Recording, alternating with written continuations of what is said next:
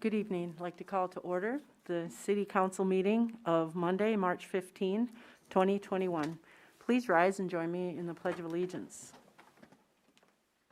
Pledge allegiance to the flag of the United States of America and to the republic for which it stands, one nation, under God, indivisible, with liberty and justice for all. Roll call, please, Kristen. Albertson, Here. Bueller, absent, Hoyer, Here. Pauline, Here. Lallam, Here. Manti, Here. Rademski, Here. Roby, absent, Vilhauer, Here. Y. Present. Thank you. Thank you. The next item on the agenda is approval of the consent agenda, and I have a couple of changes to make. We're going to pull item F, and we're going to move item I, which is the approval of a temporary construction easement, to the regular agenda, to the end, and also would like to make the note that item G, the authorization for the mayor to sign a letter to the U.S. Army Corps of Engineers indicating the intent of the city to sponsor a flood control study. That's an annual letter that I write every year, and it's substantially the same, although there's a new colonel, so it has a different addressee. So with that, got a motion by Helene and a second by Lallam. And any comments? All right, all those in favor signify by saying aye. Aye. Into the regular. Anyone opposed signify by saying nay. Motion carries. Mayor, Yes, Josh. this is Josh. I will be recusing myself from a couple items listed on here, D and E. In the regular agenda? Yes, in the regular agenda. Okay. Which ones? D and E? I believe D and E. Okay, thank you. Mayor, I'll be doing the same. Okay, Kristen, did you get that? Councilman Y and Hoyer are recusing from items D and E. Yes, thank you. All right. The next item on the agenda is the public comment period, and we do have a policy with some rules that apply to the public comment period. Is there anyone here that would like to speak? This is your chance. If you're online, just say, request permission to speak. This is for items that aren't on the agenda. Okay, so state your name and your city of residence and the topic you wish to discuss and what, if any, action is desired for the city council to take upon this subject. Colin Paulson, Watertown resident. I just want to say thank you to the street department. I know they're short-manned a lot, and not really my place right here, but they really deserve a lot of credit. I saw Rob out there in a blade today, and even though they're down 8 guys, it sounded like they're doing a great job for the city, and I know you guys all know that, but I just wanted to say thank you at the public comment. So. All right, thank you. Is there anyone else that would care to speak? All right, seeing no one, we'll move on to approval of the agenda. And with that, I also need to make an adjustment. Item J needs to be removed from the regular agenda. So I need a motion then. Okay, motion by Helene and a second by Lallam. Any discussion other than those recusals? Will you be putting the item that you pulled from consent at the end of the Yes. agenda? Okay. Yes, the item I from the consent agenda will be at the end of our regular agenda. Pardon me? F F was pulled. I pulled that F was off, just pulled yeah. straight up. F came off totally, and I moved on to the regular. Any other questions or comments? All right, all those in favor signify by saying aye. Aye. Anyone opposed signify by saying nay. Motion carries. Okay, the regular agenda is item 7, and A is the second reading of ordinance number 21-04, amending the zoning map of the city of Watertown, South Dakota for a portion of property located on the northwest corner of Highway 81 and 16th Avenue Northeast from C2 Local Commercial District to R3 Multifamily Residential District. I have a motion by Helene and a second by Lallam, and I will ask the Public Works Director, City Engineer Heath Von Eye to tell us about this, please. Absolutely. Thank you, Madam Mayor. This evening before the council is the second reading of this item. It is a rezoning of property owned by North Grove Properties. They've submitted this petition to rezone a portion of their land from C2 Local Commercial District to R3 Multifamily Residential District for the purpose of constructing an apartment complex. The property is located in the northwest corner of Highway 81 and 16th Avenue Northeast and is currently vacant land. The general area is a mix of commercial and residential uses, with commercial being more prevalent, being adjacent to Highway 81, and the residential uses to the south and to the east.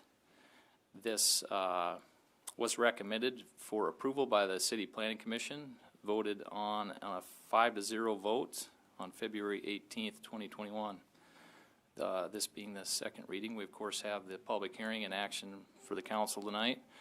And I will pull up a map for reference and then stand by for any questions. Thank you. I'll try to share it on Teams once you get it up, You bet. or maybe it automatically does that. I guess we'll see. There we go. So north-south here is Highway 81, and this east-west road, of course, 16th Avenue Northeast.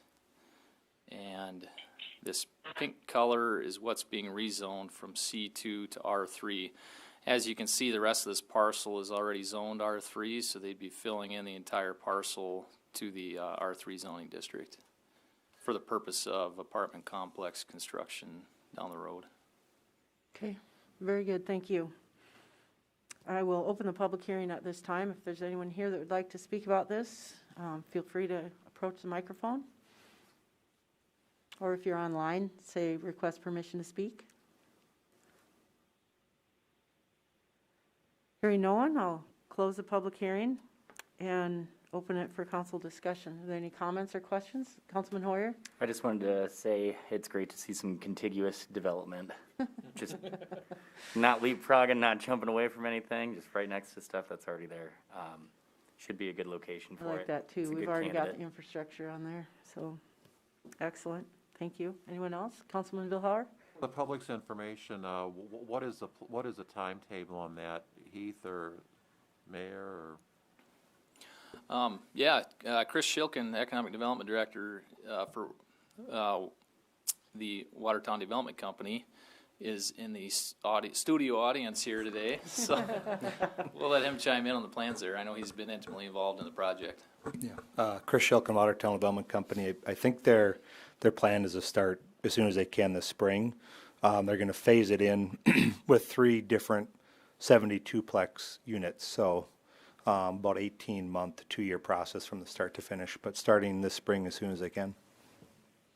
You bet. There are 3 units total, 72 unit, or 3 buildings with 72 Yep, units. for each. 216 total units, Okay. correct. Yep. All right, thank you. Any other questions or comments? All right, seeing none, I'll look for action. All those in favor signify by saying aye. Aye. Anyone opposed signify by saying nay. Motion carries. Item B is the second reading of ordinance number 21-05, amending the zoning map of the city of Watertown, South Dakota for a portion of property legally described as lots 22 through 28, Block 3, Martin's Railway Edition, from R2A, Single Family Attached Residential District, to C3, Highway Commercial District.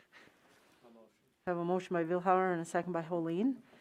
And I'll ask the Public Works Director, City Engineer, Mr. Von Eye, to tell us about this one. Thank you, Mayor. This is another rezone in another area of town where the landowner is seeking to rezone a series of lots that are currently zoned R2A, single-family attached residential, to the C3 Highway Commercial District zoning district for the purpose of future commercial redevelopment in this area.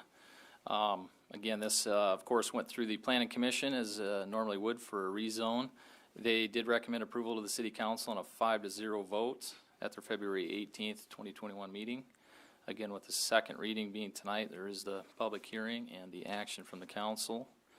And I will again pull up a map for reference and share that information on the screen, and then stand by for any questions. And I forgot to mention, Community Development Manager Stacy Bungard is also online with us tonight too for questions.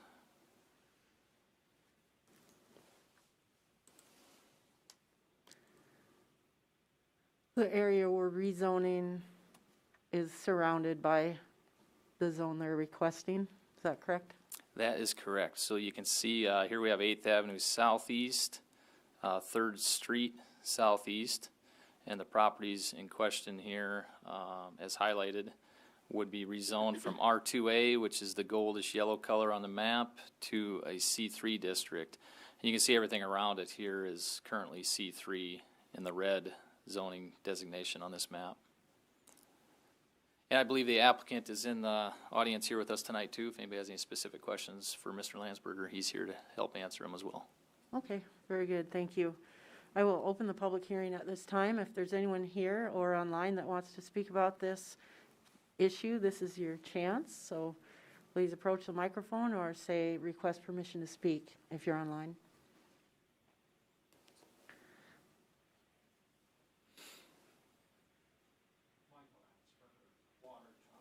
Dakota.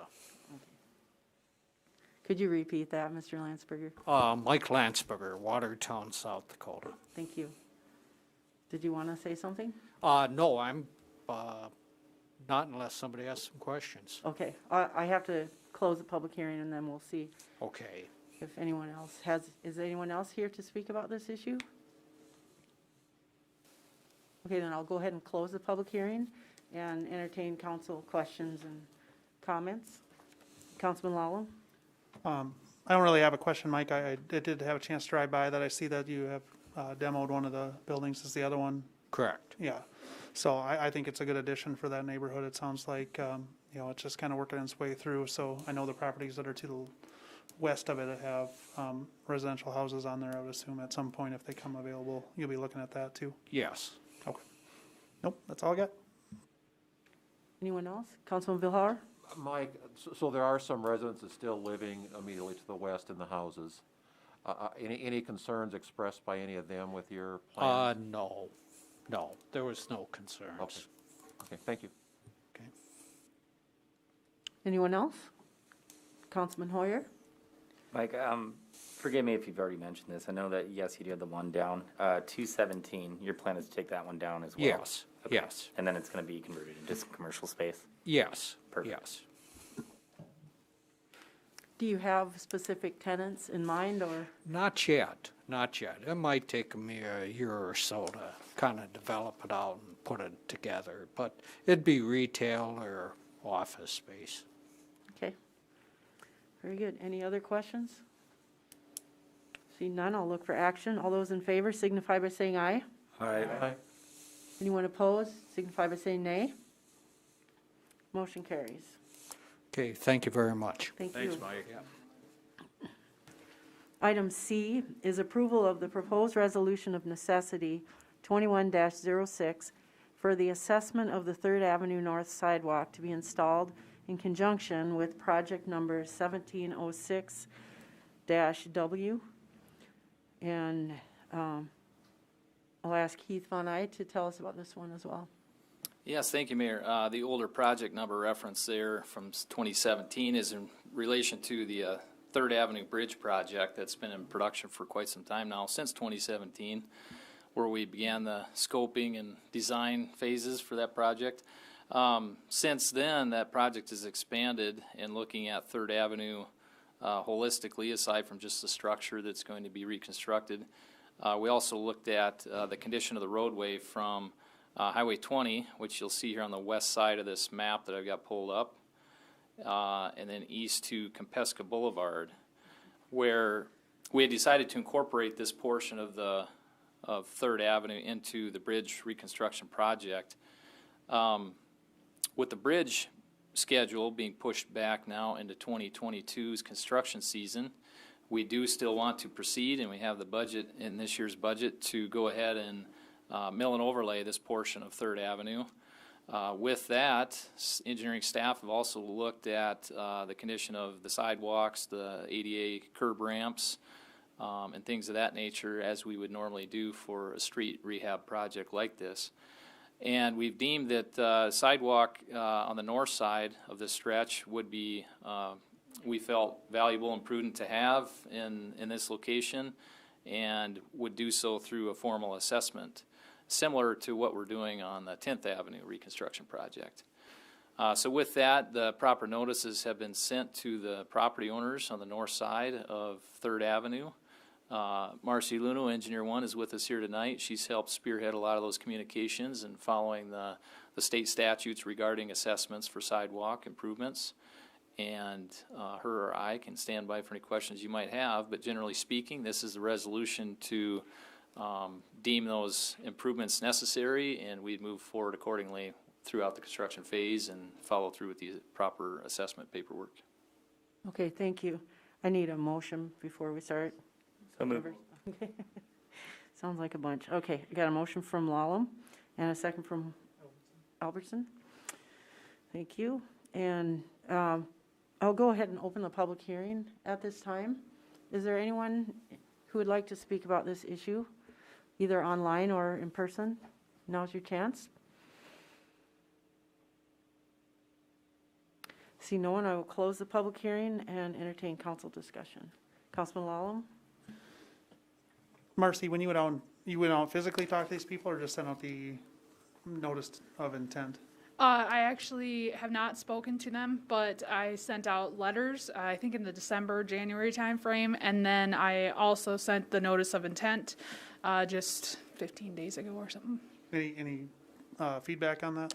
We had one person with feedback from the initial letter, and it was actually a commercial area in the, it would be on the east side of the limits.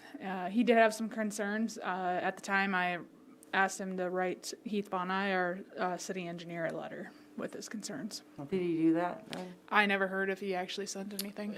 I haven't seen that yet. Okay. No, but we can definitely check back with him and make sure that his concerns are heard and reviewed in detail.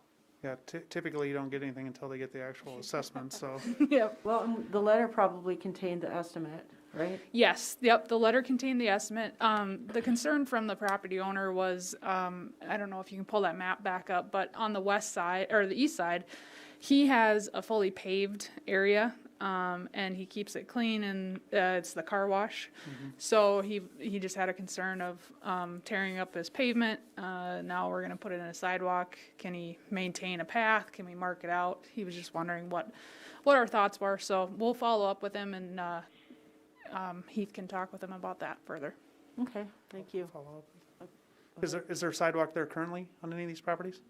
There is on, I believe, 2 of them, and it's Boulevard, or it's in the Boulevard and it's curbside. So that, just like at 10th, the ones that are curbside will be bumping back out to meet that. The one that's on Highway 20 in the corner of 3rd, that one has curbside, but part of it needs to be just because of the DOT ramps that were put in previously. All right, Councilman Hoyer? I just wanted to make sure too, with the bridge project, when that comes into effect, will we be getting a sidewalk just there on the north side of 3rd Avenue through Riverside as well? Yes. Correct. Okay. I just want to make sure that it all Yeah, linked up continuity, beautifully. Yeah, right. exactly. A lot of people are looking forward to that. Yeah, it'll be great. Anyone else? Councilman Vilhauer? Marcy, part of the reason for doing this is, we're gonna construct an ADA compliant sidewalk, correct? Yes. I don't wanna get in this one side versus the other side issue again, but on the south side, we're not doing it from the south side, correct? The only thing that's happening on the south side is we'll be correcting a few of the ADA ramps that currently are not to compliance. Okay. Other than that, they already have sidewalk all along the south side. Is it, it's a narrow sidewalk, though. It is, we aren't planning to correct. We're not gonna touch that. Yeah, there is some of it that we are touching to correct those ADA ramps and fix that portion. But other than the rest, we didn't plan on this project fixing it. Okay. How narrow? I did not go out and measure any of them. They're probably around that 3.5 to 4 feet, some areas. But definitely not more than 4. I would say probably close to 3 feet. 4 feet is compliant. Yeah. We, to follow up, we could go, ask IDG, who's our consultant on this, if they measured any of them. And otherwise, once the snow's gone, we could measure them too, to see. Yeah, that's a good idea. I think you should do that. Any other comments or questions? Councilman Hoyer? I guess it's just curiosity more than anything. Is the plan to eventually link up even to the east, on the east side of the river, connect that all the way over to the sidewalks that kind of start up on 3rd Street Northwest, so that we get a continuous sidewalk all the way? Yes. Okay, cool. That'll be stellar. Also, just a comment, we are planning to do it on the south side of the bridge as well, so it'll be on both sides all the way to 3rd Street. Just as someone that walks that area a lot, that's going to be really, really great for foot traffic and everything. I think we'll see a lot of use in that, so. I think so too. I see people walking in the street there. Yep. Quite often. Anyone else? All right, I'll look for action. All those in favor signify by saying aye. Aye. Anyone opposed signify by saying nay. Motion carries. Item D is application for a new retail on-off sale wine and cider license to Austin Petrick, doing business as Labby's Sports Bar and Grill at 1414 9th Avenue Southeast, Suite C and D. I have a motion by Lallam and a second by Holeen. And I will ask the finance officer, Kristen Bobzien, to tell us about this, please. Thank you, Mayor.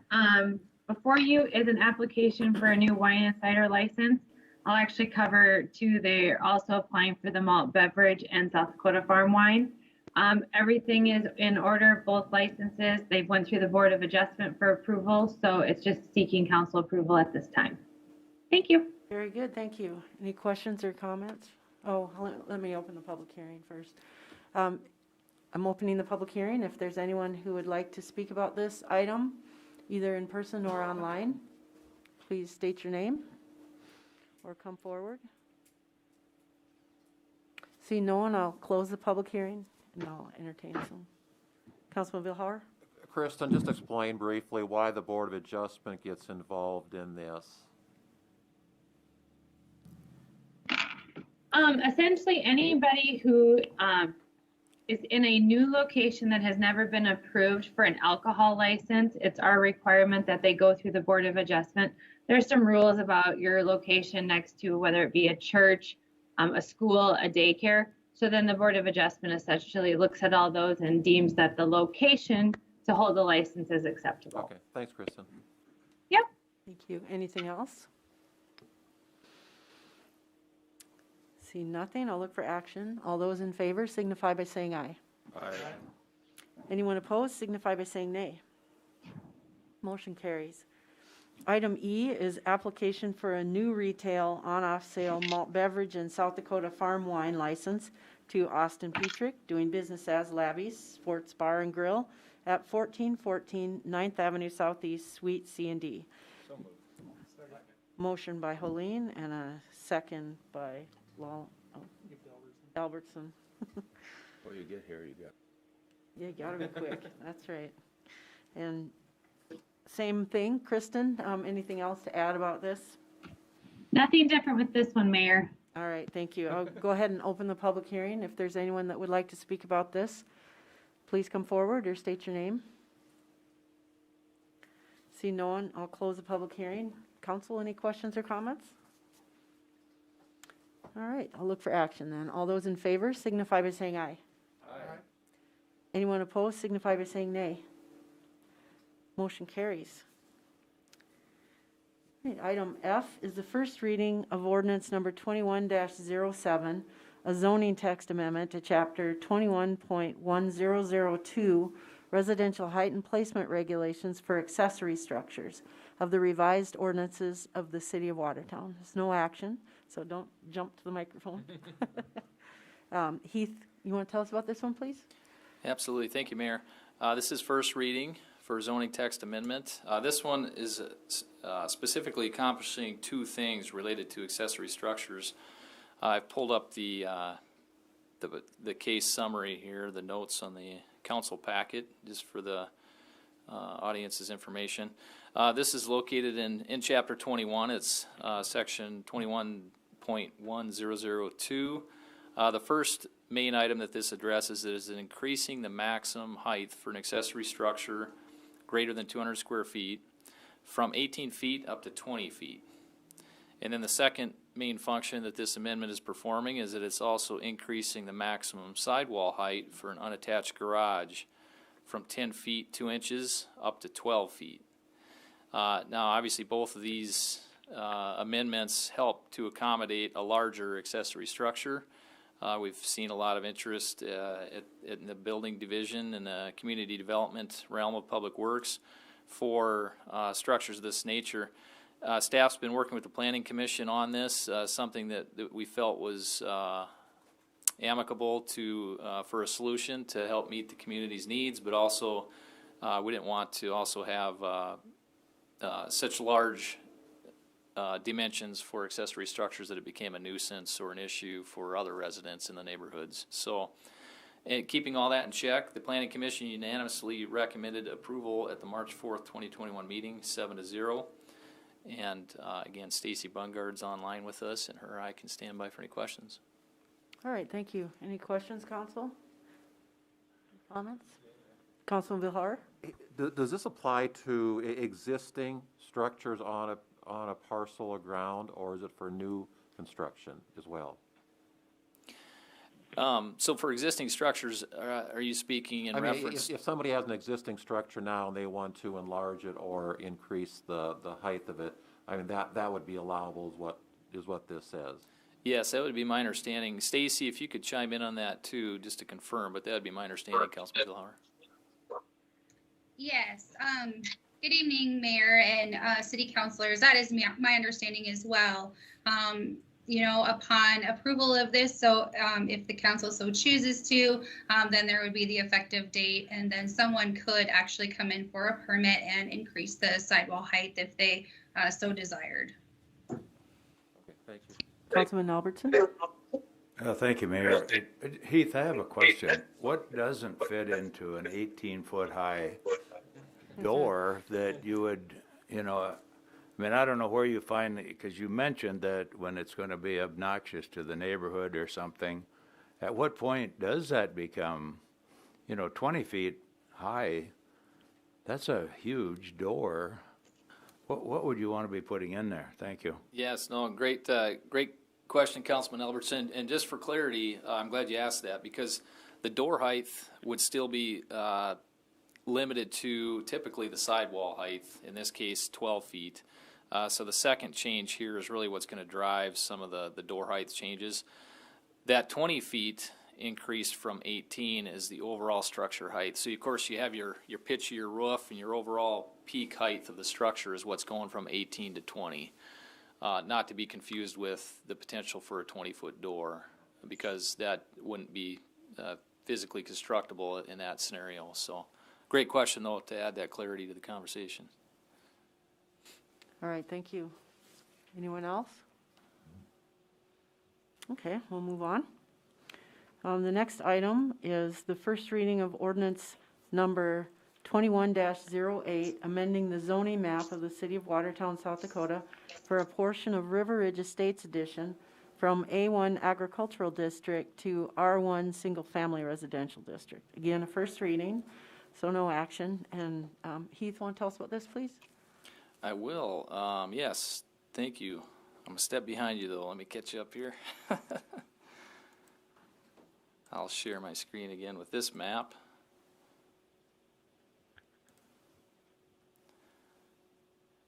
And so here in this hatched area, I'll zoom in, we have a portion of the River Ridge subdivision that they're looking to rezone from the current zoning of A1 to the proposed zoning of R1. Of course, this is an extension of a current inactive subdivision up here on 2nd Street Northwest. This is north of 14th Avenue Northwest in the River Ridge subdivision. And pretty straightforward rezone action that's been brought to the Planning Commission. And I believe they voted unanimously to recommend this. They did at their March 4th, 2021 meeting by a vote of 7-0. With that, we'll stand by for questions. All right, thank you. Questions, Council? Councilman Lallam? Heath, on this one, is there going to be any other additional portions of that subdivision to be coming forward yet? Kind of looks like to the maybe north and west, or is that already pretty much finished up? You know, they did recently update their preliminary plan, and it of course included this area that's marked 21 is actually becoming a city parkland, and then the subsequent areas around here would continue to be developed under that preliminary plan. I can't speak, maybe Stacy could, to what phase is next after this one. But I don't know, Stacy, do you know that off the top of your head? I don't know that off the top of my head, but I can sure look it up. Is that park to go in with this portion as well? That was a pretty hot button issue last year. So the parkland, if I recall accurately, has been platted.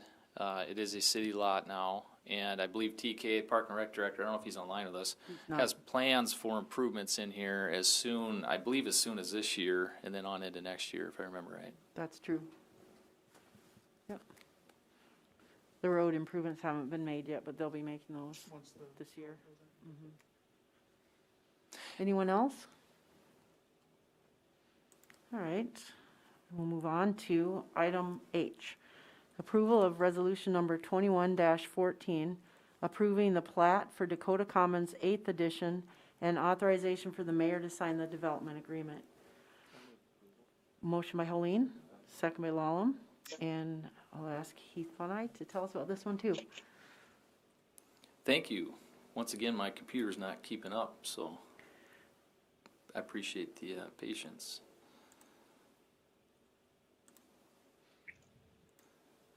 It's definitely the computer, not the user, right? So with this, we do have a portion of Dakota Commons, known as the 8th edition here. This plat is in 2 sections, as the pages of the plat are concerned. The primary page here shows a pretty good layout of the lot configuration for Dakota Commons 8th edition. These lots are essentially going to be platted next to existing infrastructure that's already built. This portion of Palisades Lane and Lewis and Clark Trail has already been constructed under the prior phases of Dakota Commons. And the applicant is seeking to plat these portions along with what's to be known as a green space lot configuration, which is common for this subdivision to make use of. I believe the applicant is online with us here tonight, Mr. Mills and Stacy as well, and we will help answer any questions you guys might have. I have a question about the public improvements. Since we have a development agreement, that implies that they'll be making some public improvements. What are the public improvements? I know the road's already in. Yes, let me scroll down to the development agreement. The standard development agreement, I'm trying to recall off the top of my head, there were some sidewalk components in here for the easterly lots where the Planning Commission had deemed that we wanted some front yard sidewalk, street side sidewalk built along the east side of Lewis and Clark Trail. I believe those are outlined in this development agreement. Some of the language in the development agreement simply reiterates what our common development agreements always say. And even though they're already built, it is outlining, you know, the fact that Palisades Lane and Lewis and Clark Trail need to be constructed as approved. And then there are some drainage improvements in here, along with a drainage swale that's going to be installed through some grading efforts with this phase. What that drainage swale will do is help address some existing surface water conditions that occur sometimes after the spring melts, and sometimes after a certain rain event. Portions of this subdivision will have some standing water. And these grading improvements will help to address those concerns for some of the existing homes and the existing development in the area. And it also memorializes the park dedication and the drainage fee for this subbasin that's in part due to the city's buyout of the Willow Creek drainage land that we own and recuperate that cost now since we purchased that years ago. So those are some of the things that are memorialized in this development agreement. Stacy or Jacob could certainly chime in if I'm forgetting something of substance here that should be noted. Okay, thank you. Councilman Hoyer? Heath, in the sidewalk section in section 8, it says that there's going to be 5-foot wide sidewalks going into lots 1 and 2 on block 4. The rest of it goes to their successors. Can you explain the language on that to me? Just, is that whoever decides to build on any of these lots will be responsible for the sidewalks? And then if we are going that route, who's tracking that and how are we enforcing it? Yes, great question. So lot 1 and 2 in block 4, these are the only 2 lots that are going to be east of Lewis and Clark Trail. So this alignment, I apologize, I don't have an overall view of how Lewis and Clark Trail, but it continues south here. And the Planning Commission's intent during the preliminary plan phase, the concept plan phase and preliminary plan, was that they deemed it appropriate for the developer to continue use of the backyard common green space pathways, which they will be constructing in this phase. But they did make it a requirement that along Lewis and Clark Trail we do install sidewalk in the front yards for these lots only. So that's why these are the only 2 lots that are specifically called out for that requirement. So is there any connectivity? Can you show an aerial photograph of it? I can, yes, I can open my... Heath, I apologize a little bit. I know that we talked about this when this was first coming up with this because it was a PUD. There's a lot of history on this lot just because they are doing a kind of less conventional method of walking transportation, I'll call it. But I guess I'm asking into it a little bit because I still don't love the inconsistency with our sidewalk policy. I know that we kind of compromise here since this is the outside right-of-way kind of for walking, but I still can't help but go, at some point, are there going to be kids that live in this thing? And then what do they do for Halloween? Are they walking in the streets? What are they doing? Or maybe we're just assuming nobody walks and everybody drives a car. Yeah, no, those are great concerns. And, you know, I know that those discussions were had through that concept plan phase, and it's a different mindset for a subdivision like this. You know, of course, we're used to the need and the convenience for that sidewalk to be in the front yards because that's the path that you typically will see the neighborhood pedestrians, whether they're from the neighborhood or not. That's where you typically would see that pedestrian traffic. You know, in this particular subdivision, it does mimic some of those that the Mills company utilized down at Brookings, and I know they've had good success with it down there where they've had these backyard green space meandering pathways. Again, it's a different mindset. It's a different theory behind a subdivision and how it will function for those residents. And that's what the Planning Commission to this point have deemed appropriate in their approval of the concept plan to continue that, with exception to the stuff east of Lewis and Clark Trail. Right, and that'll all run along that. I'm tracking it. But I guess the big thing as a council and future councils will have to kind of ask themselves, are we just thinking a little too short-sighted in the sense that we're assuming, we're never going to expand to the east? We might not expand to the north because, yes, this makes a lot of sense when it's just kind of in its own little world. I know that it actually connects with the trail system out there too, and they have good access to that. But I've lived in communities that use these back walkways as well. They're great. They're really lovely. I think they'll get great use out of it. Same time, they also had sidewalks. They did both. It's just one of those things where I just hope we're not shooting ourselves in the foot 30 years, 50 years down the line, like some of our neighborhoods that are even interior to the town now that have no sidewalk sections. As soon as you get north of, 10th Avenue, they just kind of disappear over there by kind of St. Martin's Highland Park area. So I understand there's different thought processes on it, and I'm not trying to put you on the spot, but I do think it's something we do have to think about as a community. Do we want that connecting system, or do we want to accept alternatives to it? And I just worry that this is kind of like a variance without getting a variance, but it's a PUD. It's a PUD, is right. And I am attempting to pull up my aerial. It's just very, very slow, so I apologize. It's not allowing me to zoom into this area yet. That's all right. Heath, this is Jacob Mills on the phone. I can speak to this a little bit if that's okay time. Sure, please go ahead. Appreciate the time, councilors and mayor. I think the safety concerns are a great one, and I would just point out that from our perspective, the trail system, in our view, is safer than the traditional sidewalk system in two main regards.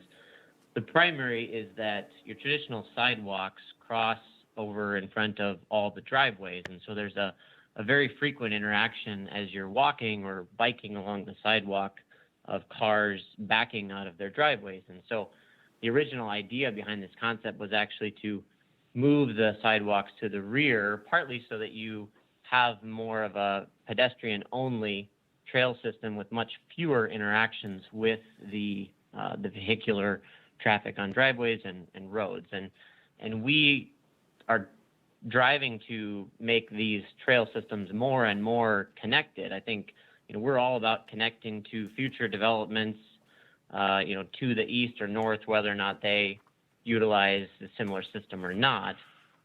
And the other thing that we always like to point out is a traditional sidewalk system is not complete until almost every single lot is constructed, at least the way that we're used to seeing those get done. The sidewalk typically gets installed at the construction of the home.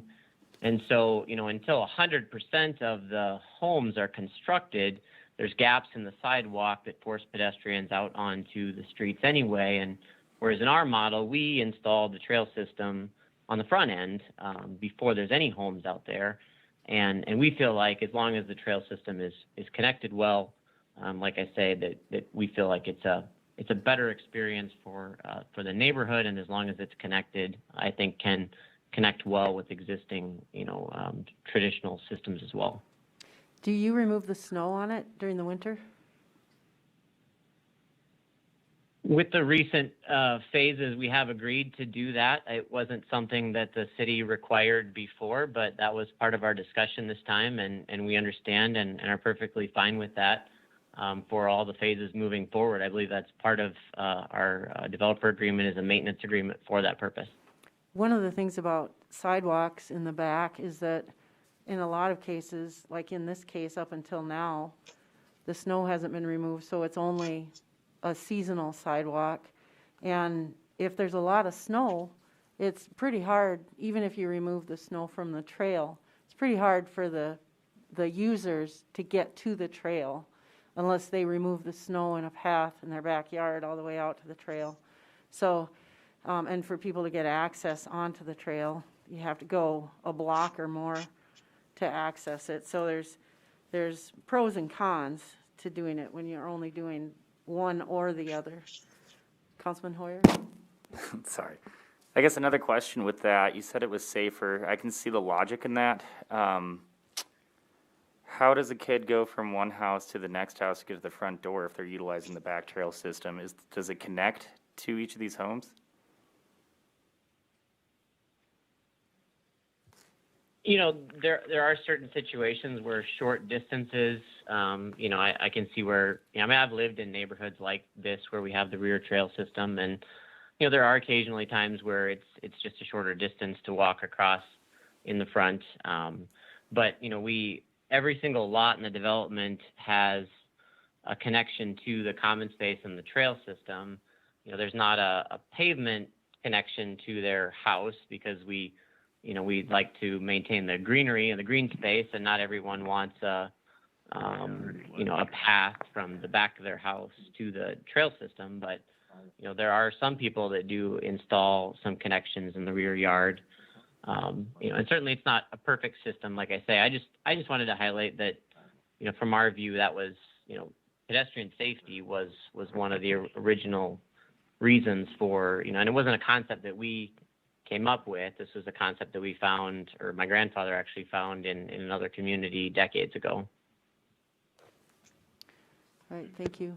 Anyone else have questions or comments? Councilman Hoyer? I guess I'm just and I'm sorry, I'm beating a dead horse here a little bit, but I'm just curious where people are walking their dogs and stuff too in the winter, since if it wasn't getting cleared off in the past and it doesn't really connect that great, again, are people just walking in the street? In the street. I think it's in the street. I mean, I know there's another subdivision that doesn't have sidewalks that my mother lived in, and their homeowner association paid someone to remove the snow from the grass in a path parallel to the street so that the residents wouldn't have to walk in the street when they walked their dogs or went from one house to the other. So, you know, our climate makes this kind of a system challenging, but this winter would have been just fine. We didn't, I mean, some winters it's not a problem at all. Councilman Holeen? Thank you, Mayor. I just want to go on the record and say, with my colleague to the right, I don't think you're beating a dead horse. I think these are valid concerns. Because of the winter and how do you get to the back lots and where are people going to walk their dogs? I think it's a valid concern, plus all the sidewalk questions that we have had here for the last year.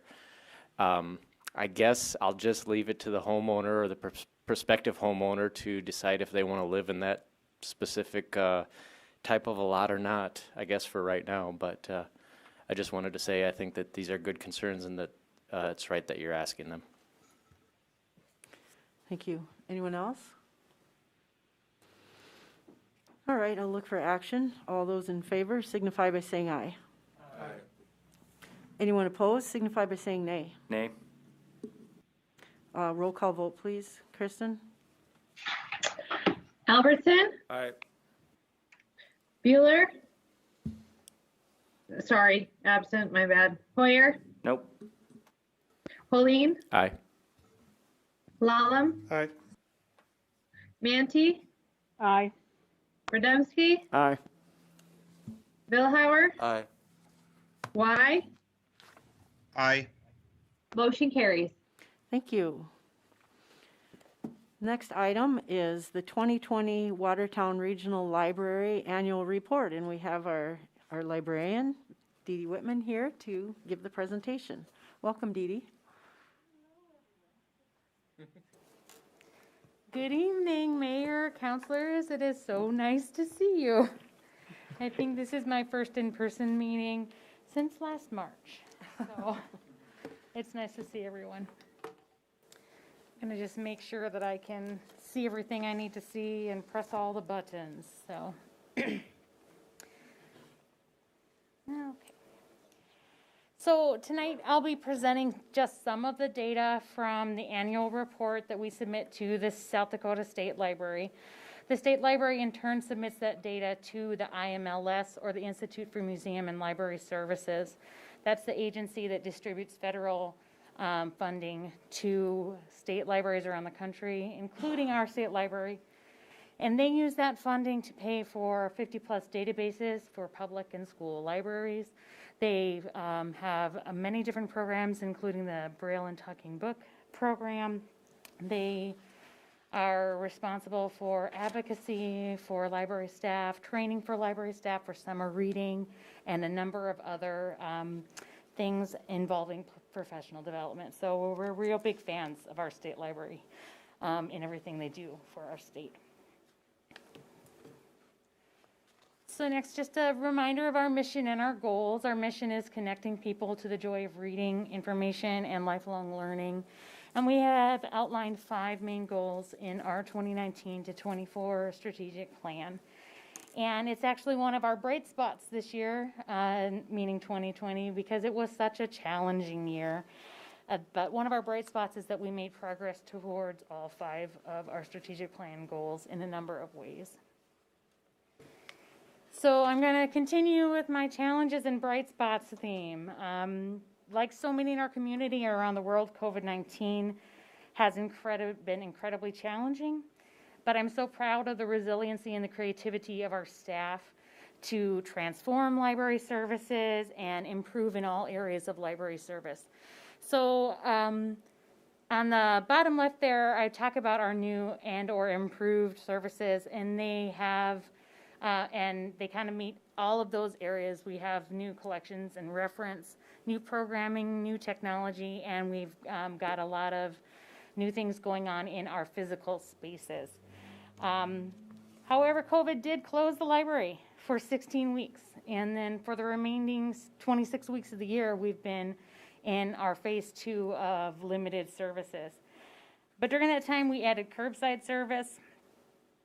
We have offered virtual, recorded, and passive programs. We added a mobile printing service, additional online resources to help meet information needs during the pandemic, especially for students. One of which was a resource called America's News that includes an image edition of the Watertown Public Opinion, which has proved incredibly popular. We also imagined our library's physical spaces, and that enabled us to expand collections in children's and young adult, to expand a nice reading area in our adult sections, as well as develop a dynamic indoor play space, play and learning space for children that's right next to all of our wonderful print resources, meaning our books and our kits and things of that nature. So in addition to the regular data that we submit during our annual report, this year's report included 13 COVID-related questions. Of those 13 questions, which you can find on page 240 of the agenda packet, only one of them did our library have a response of no. For the rest of the 12 questions, we all responded yes. And they ranged from, did you close to the public for any certain amount of time? Did you offer curbside services? Yes, we did. Did you offer virtual or recorded programs? Yes, we did. Did you offer expanded Wi-Fi into your parking lot? Yes, we did. Did you offer online registration for library cards? Yes, we did. So a number of those things that we did because of COVID, and some like the Wi-Fi and the library cards we had already in place. There was only one we did answer no to, and that was, did your library staff work for other agencies or organizations? And we were ready and willing, but we just weren't called upon.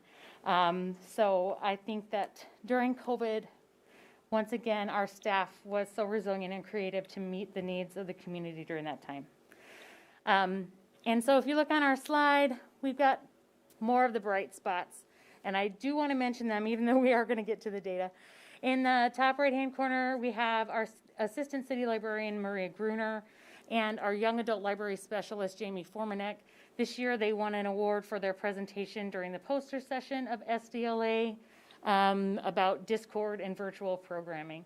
A lot of people were really interested in how they utilize that for their young adult and teen programs. We also have kind of an outreach committee. And on that committee is our Children's Library Specialist, Sarah Overvog, Josh Volkert, our Special Services Library Specialist, our Maintenance Worker, Lance Hampton, and our Cataloger, Paul Herding.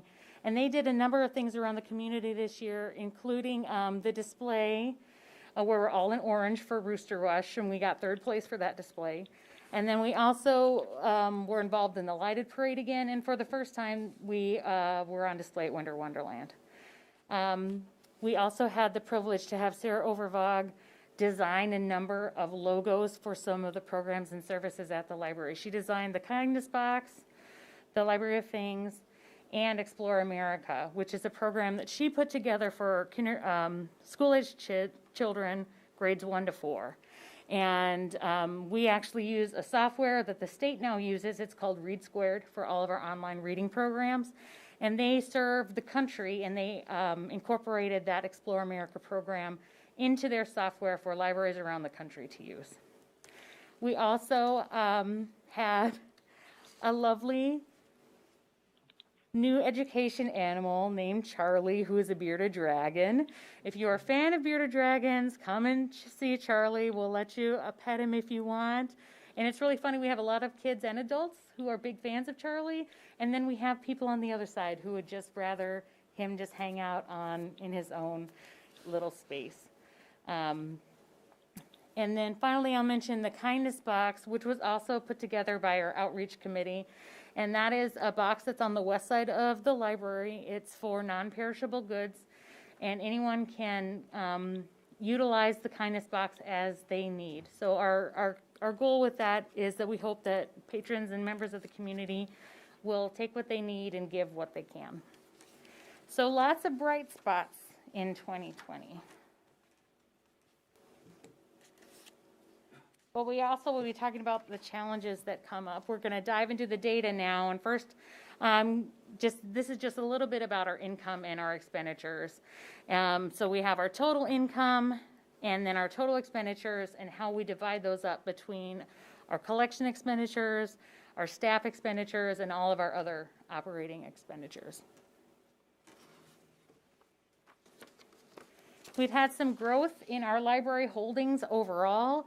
We can see that growth in ebooks, and we had just a little bit less in our physical books, but that's okay. We needed some weeding to go on in the collection. That's not a big deal. But we had increases in both the ebooks we have access to through the South Dakota Titles to Go collection, which is a consortia of libraries around the state, and then ebooks that we purchase, and then a total growth in the total of those two combined. If we move on to our library holdings, we have a lot of different things in one slide. So we have our physical audio, our downloadable audio, again split up into two categories. One's the state consortia pays for, and then ones that we pay for, and then our total audio grew. Our physical video also grew, our digital video remained the same, and then our other grew quite a bit. And I think I skimmed over the Library of Things, didn't I? And one of our bright spots for 2020 was the introduction of the Library of Things, which is a collection of a number of different things that libraries around the country have been growing over the last couple of years. So we kicked off our collection with our ukuleles, and then we added lawn games. We added, we added these really cool nature backpacks for kids and adults. We have South Dakota State Park passes. We have a pass to the Bramble Park Zoo, and then we also have our Wi-Fi hotspots that we received through a CARES Act grant funding. So we can see there was a big jump in that collection, even though it's still one of our smaller collections. We have had a lot of patrons enjoying those. And we have some recent additions to those that include baking pans and steel tongue drums. We're going to be putting a video of those up on our Facebook page soon, and other social media as well. So if we move to our electric collections, they're about the same for our electronic collections, for both ourselves and for the state. The big addition to us is, as I mentioned before, America's News, which contains 3,000 plus newspapers from around the U.S., as well as an image edition of the Public Opinion. So once we get all of our holdings together, we do have an increase of about 1.4% from the previous year. And I hate to say it, but that's where a lot of the good news ends. When we are moving to our other library service indicators, our programming, our circulation, we really see the negative impact that COVID-19 has had. So we had reduced hours. We had fewer reference questions and fewer registered users. Although if you look at the reference questions, we did have more than we had in 2018. And I think that my staff can attest to the fact that we had so many calls during that time, especially those first 3 months while we were closed to the public.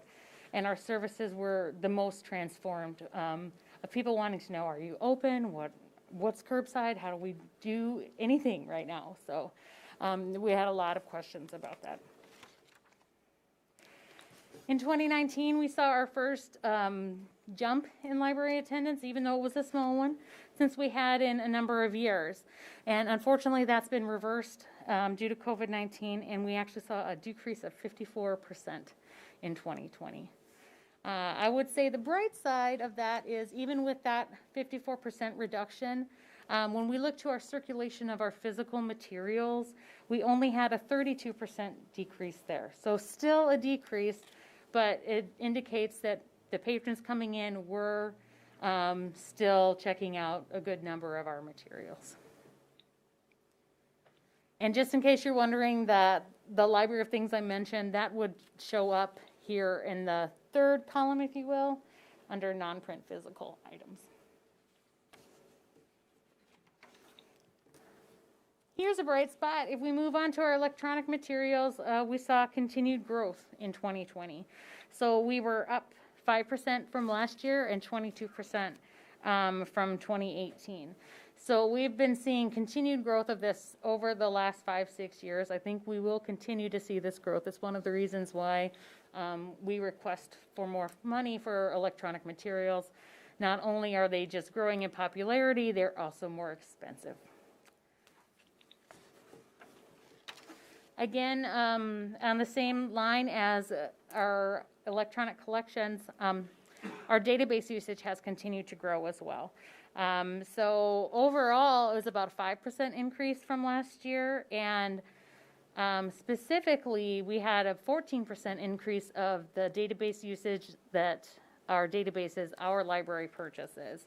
I've mentioned a few times now America's News with the image edition of the PO. And from August to December, that was circulated, that was used, 957 times, and 747 of those were accessing the public opinion. And what is amazing to me is that already in 2021, when we're only mid-March, the public opinion has been accessed 4,230 times. That's remarkable. I didn't calculate that, I should have. But the rest of the other resources, I mentioned there are about 3,000 or more, have only been accessed 142 times.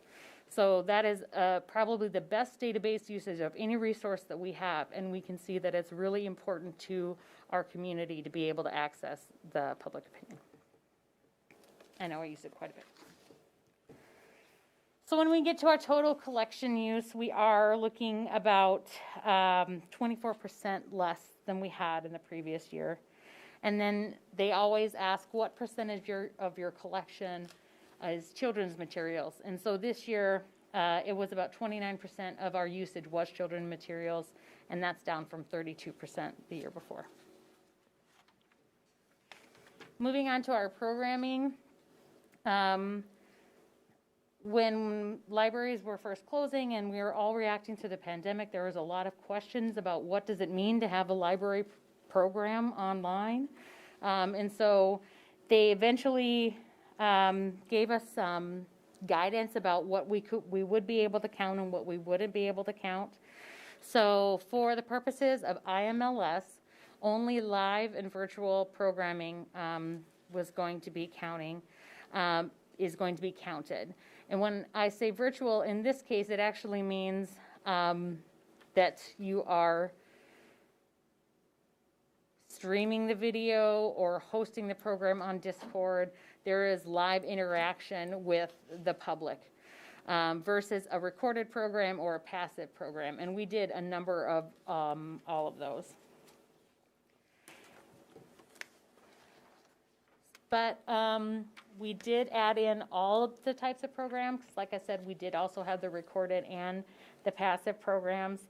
And our passive programs were for children, included a lot of craft or activity kits, and they were incredibly popular. We gave out about 3,500 of them in 2020. So this is going to be one of the things that we continue to evaluate. What type of investment are we going to make in activities like this that are that enrich the public, especially working families? For example, this, I don't know if you can see me on the video, but this is the craft kit for this week. It is a 4-leaf clover lacing craft. So this is an activity that encourages fine motor skills in young children. It's already prepped and ready to go for all the busy parents out there that have no time to make this. They have been incredibly popular, and we've also been distributing them to local child care centers. So, as I mentioned, we'll continue to evaluate what we're going to take away from the pandemic, and hopefully what are the services that our community are really looking for that we provided during this time. We had great news for our adult and young adult program. Most of those programs fell into the live or live virtual category. And I mentioned both Maria and Jamie earlier won an award for their use of Discord. There was a lot of interest in it. And it was there, has anybody used Discord? Thanks, Michael. From an administrator's perspective, there's a lot of ways that you can secure it and make it safe for your audience. There are a lot of different permissions and rules you can enable. And that was really important for our teen community. When we have online teen programs, we know for sure that it's only teens that are in that room and are interacting with other teens. So there are a lot of things that were taken into account before using that. But it was used for book clubs, game nights. We had the One Book South Dakota author visit through Discord. And then we also had a few live events. Typically we would have our crocheting group, our coloring group, our gaming group for teens. So we were able to do some of those things before the pandemic hit, and then we also held a few outdoor events. One of them was a really cool archery event that we partnered with the South Dakota Game Fish and Parks on. And then we also had virtual reality gaming, and we did that indoors because we could have social distancing in place. We were able to have just one person doing it at a time, and then we could sanitize everything between each use. So we needed to make sure that it was safe. We did have a few recorded programs for adults and some activity or craft kits as well. We had crochet kits, we had tackle crafting kits, we had, I did a recycled book tree, that was fun. And then we had a number of recorded programs that aligned to those kits, as well as how to use library resources. And then we had one that was a recorded tour of Lake Compesca. So that was shared around some other Watertown Facebook and things like that. So if we get to the nitty-gritty here, these are the numbers that are going to be recorded for our programming for 2020. It indicates, well, it shows a 55% decrease in the number of programs that we offered the community, and a 59% decrease in programming attendance. Our summer reading program is probably the biggest, most successful program that we offer, and we could not even offer a microcosm of what we usually do. So we know these numbers are going to go up. We know that we're going to get back to where we were before. It's just kind of sad to see, especially when you've been developing so many things. We did have a bright spot though with our one-to-one programs. We saw a 105% increase there because now our special services deliveries and our child care service deliveries are included in that number, as well as all of our curbside statistics were included that. So that was there were 3,335 patrons who came to the library curbside and were and checked out materials. And we are continuing to do that service. Right now we have about maybe 10 a week who are choosing to do that, and that's not a strain on our staff to continue at all. The numbers do look a little bit closer to what is normal for us when we do add in all of those recorded and passive programs. But like I said, IMLS is not keeping that data, but the state is. And then we are as well. We're going to move along to technology. We saw a decrease in our number of computers, but it's we kind of had some older laptops that were decommissioned, if you will, and then we have a number, we had about 4 computers that we were going to be adding, and then COVID kind of put the brakes on those. Our number of internet sessions in the library went down, but then we did have an increase in our annual wireless sessions by about 4%. So we had some good news there, other bad news. Next, we have our data on our interlibrary loans. Interlibrary loans are items that we either loan to another library or another library loans to us. We typically have been really stable in this area. You can look at 2019, 2018, 3,100, 3,200. It's very consistent. ILL, even after we reopened, a lot of libraries weren't open, or if they were open, they were not interlibrary loaning any materials. There are still libraries around the country that are not open to the public, and so there's less lending that's happening. And I think we'll just have to see how that progresses, and we'll continue to right now we are loaning and we'll continue to do so. Our special services was probably the first area of our services that was impacted by COVID because a number of, well, really all of the senior care facilities closed their doors and locked down. And so the result there was we had a 36% decrease in deliveries and a 34% decrease in the items that were delivered. It also impacted our child care delivery service. There were about 5 months when there was kind of a hiatus, and although some of the care centers did choose to get items through our curbside service, we have a couple of them that were still utilizing that. So that's a really quick rundown of a lot of data. But that's everything I had. If you wanted to see more data comparison, there's page 245. In your agenda packet, it's a number of service indicators that are kind of outlined by the state library. It compares 2020, 2019, as well as the average of the state, I think, in 2019. Or was it? Yeah. You can also find the public library's data digest, excuse me. The state library has a breakdown of all of the libraries in the state and the services they offer. They have about 6 or 7 years on their website. I'm happy to email out some links with this information, as well as the IMLS. You can spend a lot of time there mining data. And I did a little bit of that for you, and I'll send that along as well. The latest data they have is from 2018, and you can compare all the libraries in the state, all the libraries similar size. There are lots of different ways you can, like I said, mine that data. So I can share that with you as well. Okay.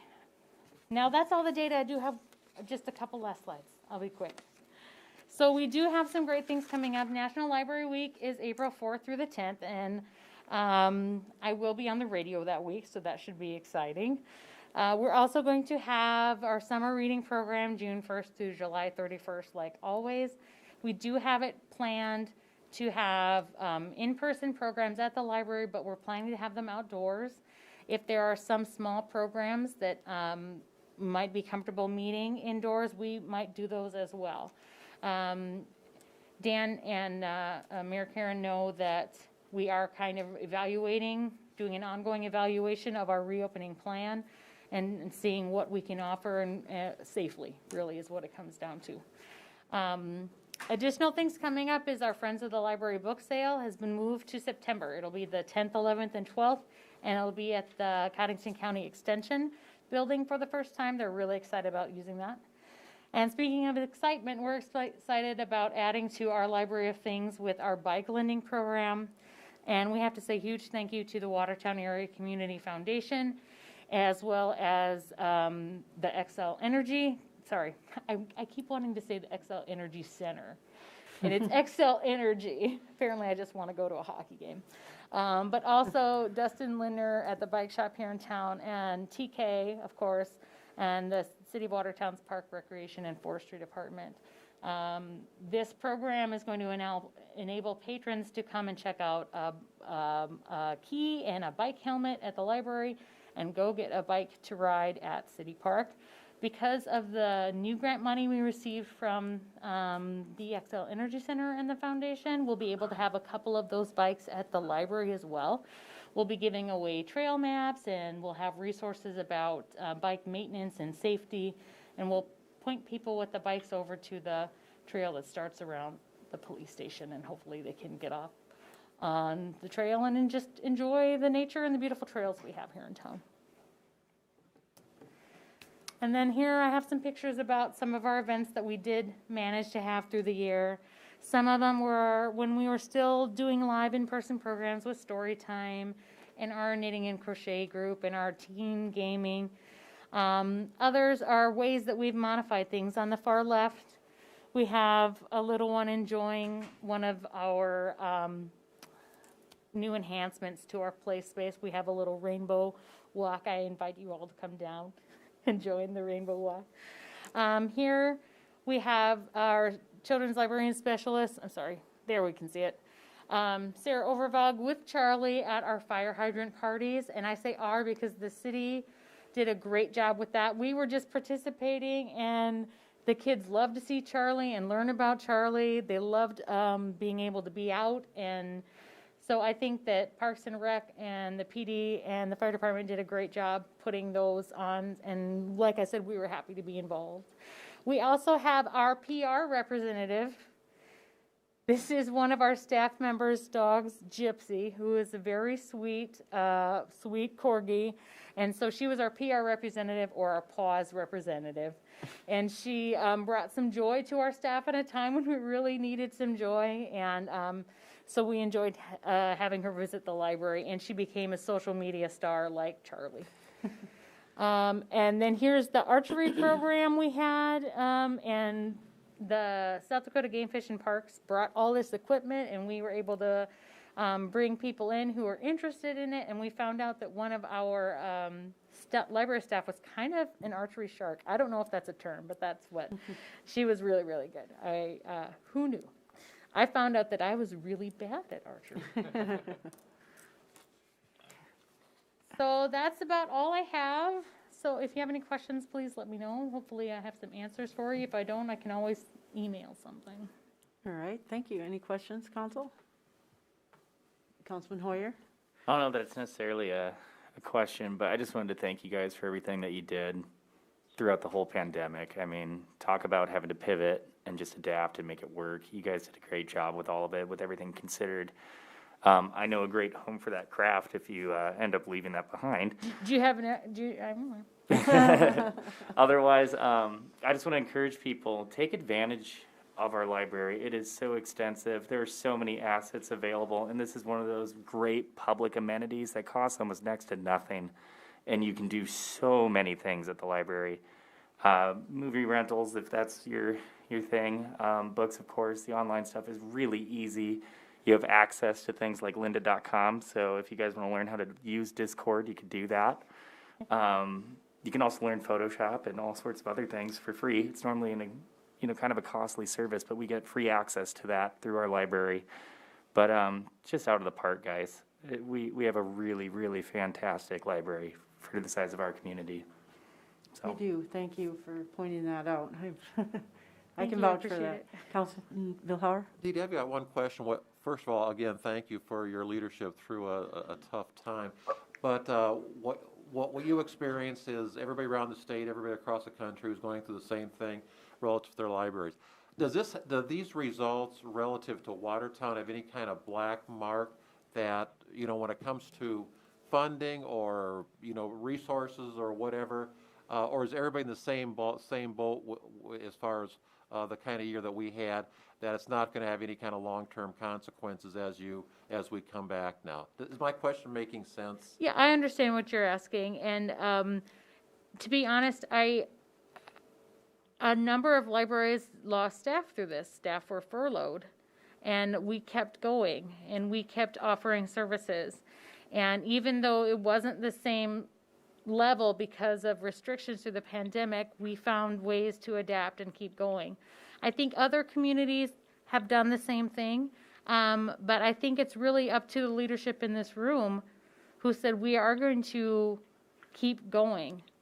There are a lot of decisions that needed to be made in this room. You all know, I don't mean to preach to the choir, that that salvaged not just our department, but other departments as well.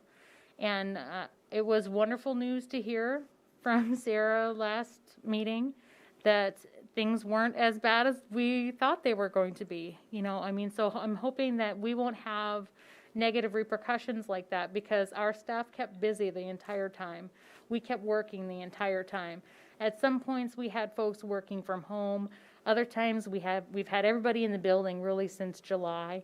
The move that you all took in January for that relief payment was definitely appreciated by the city staff. It has been stressful, and we appreciate very much that it was recognized. Councilman Albertson? Mayor, I'm the liaison for that group, and I have really appreciated all of the different ideas and things that they have been trying to do to keep our library open, trying to keep it safe for the people working there, and also safe for the community, and yet being able to make all these books and different resources available. So I think that we probably don't realize how much effort it takes to do things a lot differently than the normal. So, but Dee Dee, I have a question. You know, the new money coming out now, this $1.9 trillion has millions of dollars heading for libraries. Do you know, I mean, is there a way that Watertown can access that? I really hope so. Maybe it's too early to really know what that criteria is, but we're always talking about expenses of the library and needing money, and I know that there are millions of dollars that are keyed in for that, so maybe that's something that we should be watching for also. Yeah, we'll definitely be monitoring it. From what I've read so far, every state should receive at least $2 million, and then it'll scale depending on population. So I'm guessing that would be the amount that South Dakota would receive. And I don't know who is making the decisions in terms of the criteria, but our state librarian, Daria Bossman, has been very active throughout this whole time to communicate with the libraries what opportunities were available, like the CARES Act grant funding that we got for the hotspots and coming soon, the tablets. So I know as soon as that criteria is released, she will let us all know. Very good. Thank you. Anyone else? Well, thank you very much, Dee Dee. Appreciate your presentation. Thank you very much. Have a good evening. Thank you. Okay, the next item on the agenda. Councilman Hoyer picking up a little packet from the library to keep someone busy. Item K is consent to assignment of the Watertown Development Company's interest in the tax increment revenue generated by TIF District Number 12 to the First Premier Bank. A motion by Vilhauer and a second by Holeen, and I will ask the City Attorney, Matt Roby, to tell us about this one, please.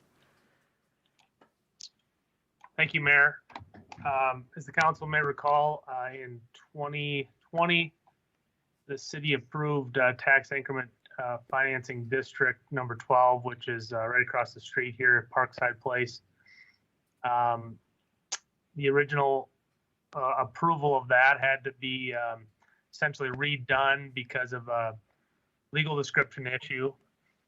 But besides that, the both approvals contemplated that the WDC would be the assignee, that they would receive those increment payments because they assisted with funding that tax increment district on the front end.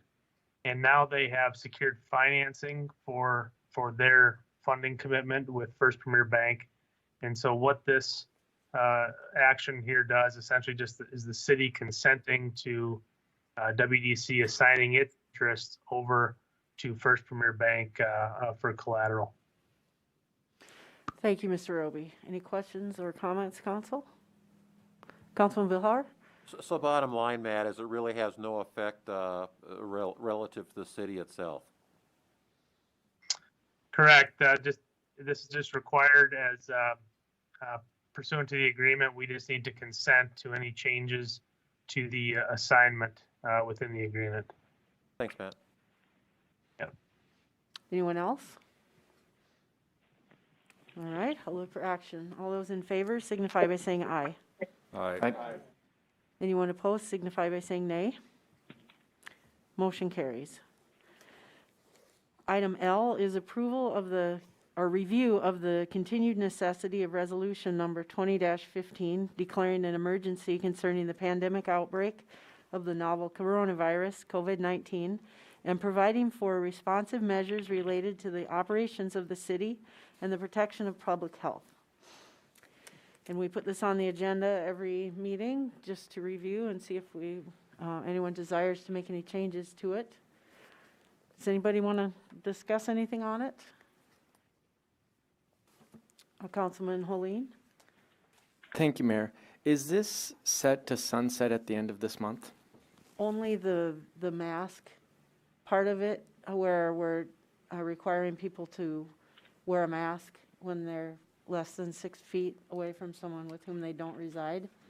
That part ends, but the rest of the resolution, and correct me if I'm wrong, Matt, I think we have to take action for the rest of it to end. Is that true? That's correct. The resolution continues until, the resolution itself as a whole continues until action is taken to end the authority in the resolution. All right, so no matter what happens, I think we'll be recommending that the public follow the CDC guidelines for public safety and that sort of thing. And hopefully we'll be ending it someday soon. Any other questions or comments on it? Okay, then we'll move on. Which was item I on the consent agenda, is next, and that is approval of a temporary construction easement for the installation of culverts for the future construction of 28th Street Northeast, located in the Lakes of Willow Creek, First Edition, to be installed by J&J Earthworks LLC. Have a motion by Holeen and a second by Lallam, and I'll ask the Public Works Director, City Engineer Heath Von Eye to tell us about it, please. Thank you, Mayor. The Lakes of Willow Creek is a subdivision off of Willow Creek Drive. It's off the north side of Willow Creek Drive, where Willow Creek Drive curves from going north-south to east-west direction. I'll have some maps here that I can pull up for reference throughout our discussion.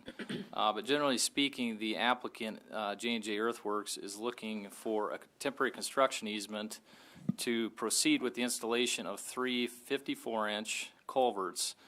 This culvert installation is something they're wanting to take advantage of while the, well, until this recent snow. The weather was very favorable for the installation due to the drier conditions and the lower surface water elevations. And they would like to get the culverts installed for those reasons. So they provided with us, as we've requested, a temporary construction easement. The work that they're wanting to perform is actually on city property on the north side of Willow Creek Drive, and that is what necessitates the need for a temporary construction easement. At least from a staff standpoint, that's what we felt was appropriate, an appropriate conduit for them in order to them to proceed with this construction. The development, the subdivision improvements in general, when you talk about the roads, the water, the sewer, the storm sewer, these culverts, and the rest of the subdivision improvements, those have been reviewed on a preliminary plan level and approved through a preliminary plan process. And they've subsequently been reviewed specifically for this work on a construction plan level. And the engineering office is comfortable with proceeding with the construction of these culverts based on a review of the construction plans related to this work. The applicant, Mr. Paulson, representing J&J Earthworks, is here in the room tonight and can help answer any specific questions that the council might have.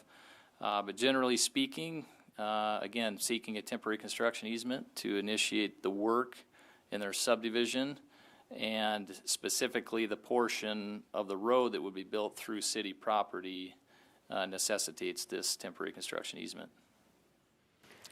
Okay, I would like to just point out and reassure the council that all you're doing is approving a temporary construction easement for work to happen on the city property, nothing else. There's over 100 pages of documentation in the agenda packet, which that's not what you're approving.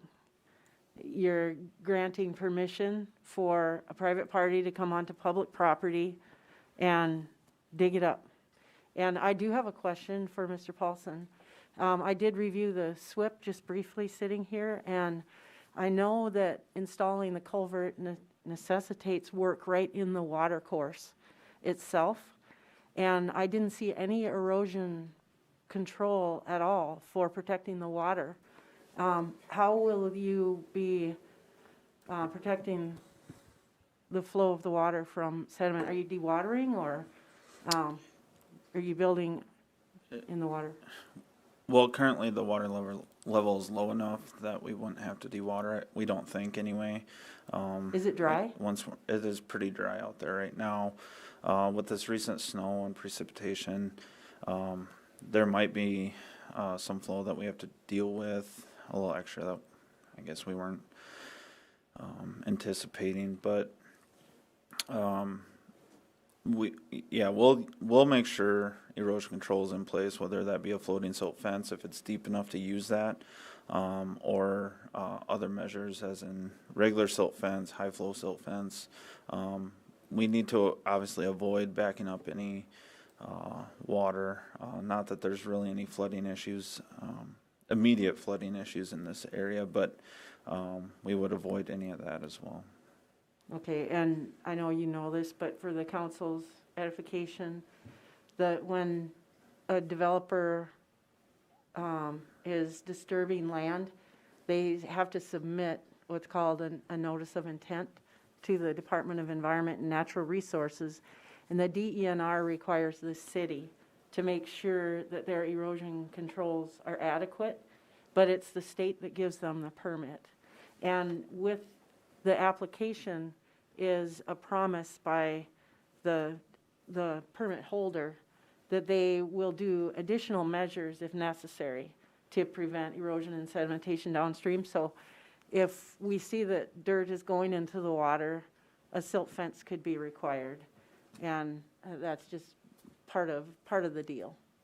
So we want to make sure that we're not muddying the waters any more than necessary. It is a jurisdictional wetland that you're working in, and all that's in there. That's correct. This is actually the beginning of Cherry Creek, or well, it's where Cherry Creek enters into Willow Creek. Madam Mayor? Yes. I do have some maps pulled up for reference. They're shared on Teams, and if IT could share them, I don't know if they're on the screen or not. I apologize. So the area we're looking at specifically is here. Again, here's Willow Creek Drive, where it ties into Highway 212. The lakes at Willow Creek is generally this larger subdivision here on the north side of Willow Creek Drive. The specific location is right here on city property. You can see what was the prior right-of-way alignment that was proposed from the previous subdivision owner. It's similar right-of-way alignment that's being proposed with the new subdivision, in that the culverts would have to be installed through this portion of the waterway, which is on city property. This portion here is all city property. So that, again, is what necessitated the need for the temporary construction easement.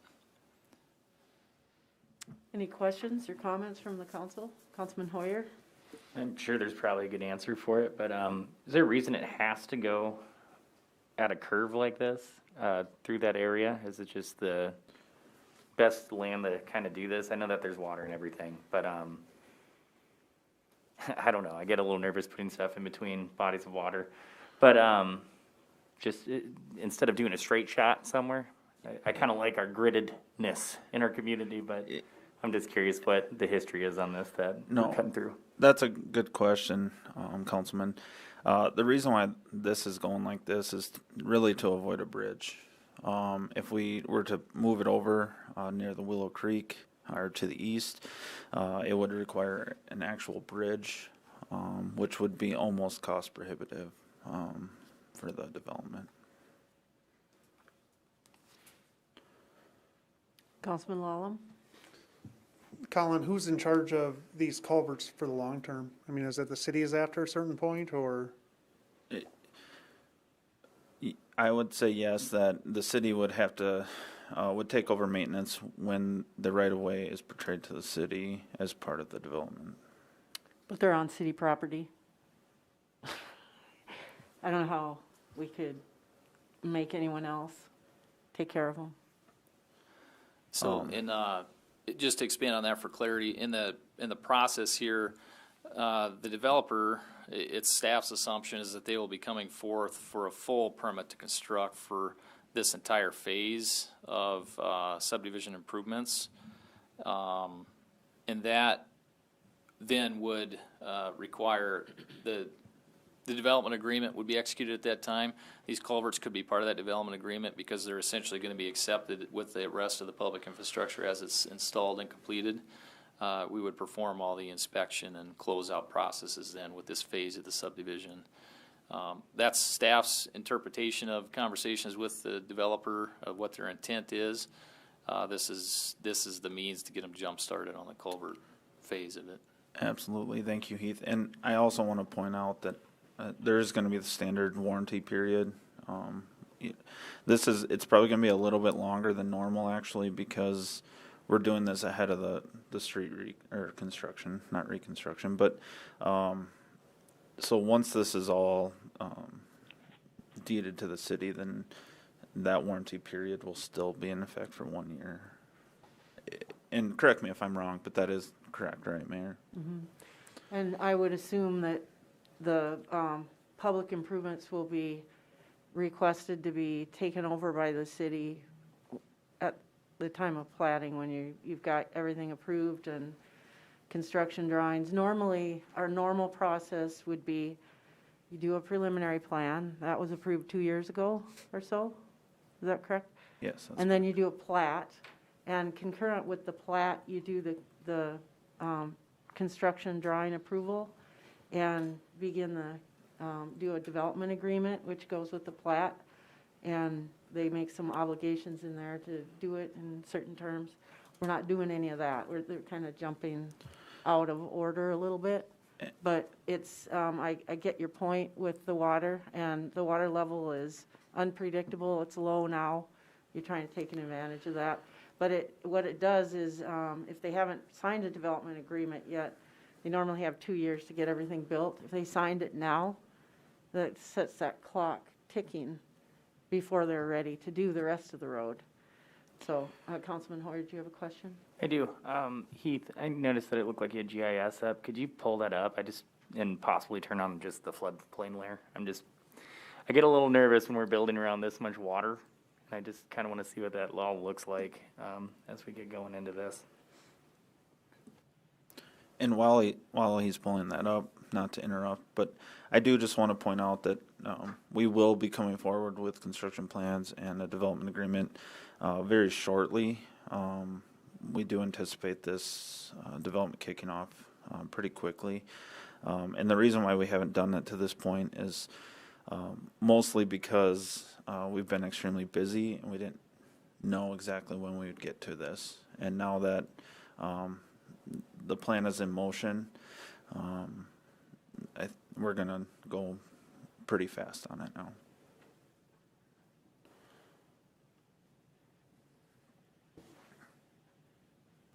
And Heath, once you get that pulled up, could you kind of just explain to us a little bit too what all the markings mean for it and where we're looking at with this road?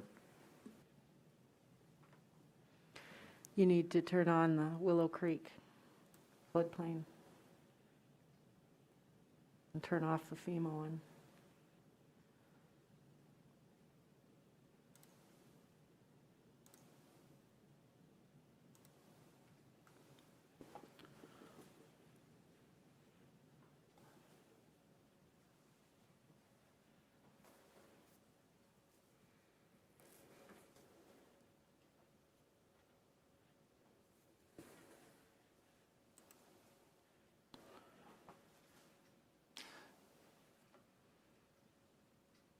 GIS is not being friendly tonight. I apologize.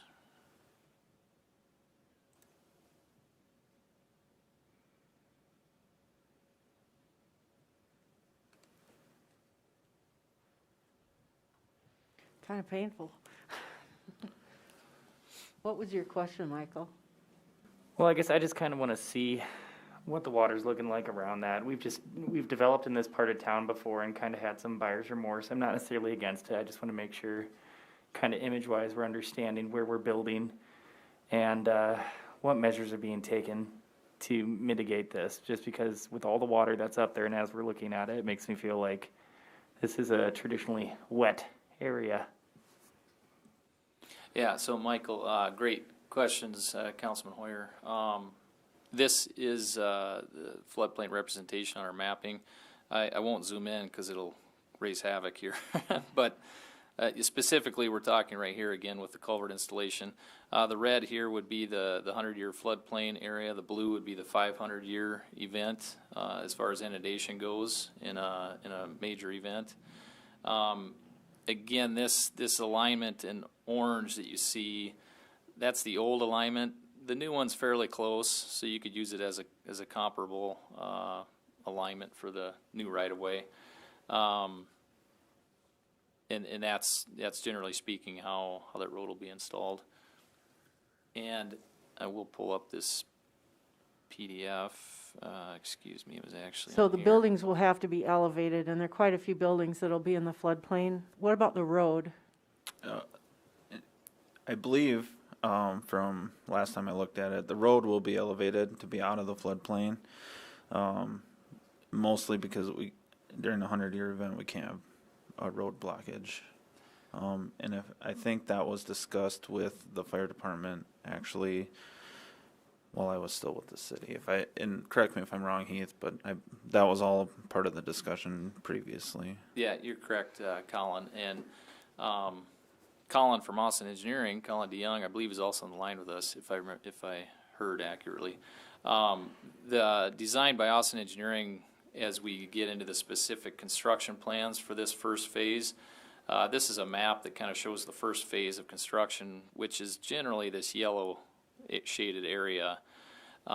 When we review those construction plans, that's when we would look at specifically what level of road inundation during a major storm event, to what degree that would occur, and we check all that off according to the engineering design standards and the tolerances that are allowed for road inundation in a major storm event. So you can see there will be a great number of lots here that would be in the floodplain, which is okay as long as the appropriate amount of fill and construction methods are followed. And we, of course, review all those in detail as well to make sure that those rules are followed. And Michael, there's also a hydraulic analysis that was done for the pipes, and also there'll be an analysis done, if there's any impact to the water. I know that pond is part of one. It's part of our development as well. But all those analyses have to be done. And this one specifically is signed off by the Corps to make sure that there's not a rise in water. Okay, so Corps of Engineers is involved with it too? Yes, they are. All right, cool, perfect. That's kind of what I need to hear. The Corps is involved to the extent that they're not allowing discharge into the wetlands. And that's pretty much it, right? They did have to sign off on this, and we're still waiting on that with COVID. Is there any They're still not back mitigation? in the office. Sorry. No, we will not have any mitigation. So are there any wetlands that are along the path of the road other than the creek itself? No, and that should be included in your packets as well. We should have had we had a wetland identification study completed. That was probably from 2 years ago approximately. And I don't believe we're impacting any wetlands directly. That's correct. From Assistant City Engineer Justin Peterson reviewed that the Corps' determination, the jurisdictional determination letter that we received from them, and everything was in check as far as no impact to jurisdictional wetlands. We also asked that they had the Corps check off on the culvert installations, which Colin has indicated they're currently in review of and waiting a response from them on. Yeah, and we did expect that actually late last week by the sounds, but we still haven't heard today. So I know with COVID, they're not really in the offices still, so getting a hold of them is even difficult, but hopefully you'll have it this week. And we understand that we can't start this until they give us that letter, and then it's in the city's hands as well. I would point out too, to that note, if the council were to approve this temporary construction easement, staff have a couple of things that we still need checked off on with the construction plans related to these culverts. There's some minor comments, but still some comments we need addressed, and then the Corps of Engineers check off as well. So we'll have a couple of things we as staff will ensure we've got in place before we allow the grading permit to be issued to the applicant, if this were to be approved tonight. I'm kind of surprised. I would think that and I haven't read through this very much. I know that the water bodies, the ponds, are wetlands, and I know that Willow Creek is a wetland. Are they not considering the channel full of water which connects the two to be a wetland? Because I've done projects where just a tiny, like 2 or 3 feet of the embankment of a road went into the wetland, and it had to be mitigated. But there's no mitigation here for the whole fill that's going in the channel itself? I guess if Colin DeYoung can answer that if he's listening. Colin, are you on the line?